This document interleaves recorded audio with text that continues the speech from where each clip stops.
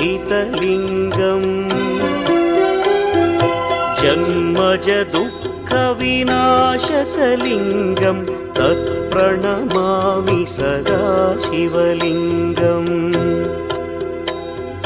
देवमुनिप्रवरार्चितलिङ्गं कामदहन करुणाकरलिङ्गम् रावणदर्पविनाशकलिङ्गं तत्प्रणमामि सदा शिवलिङ्गम्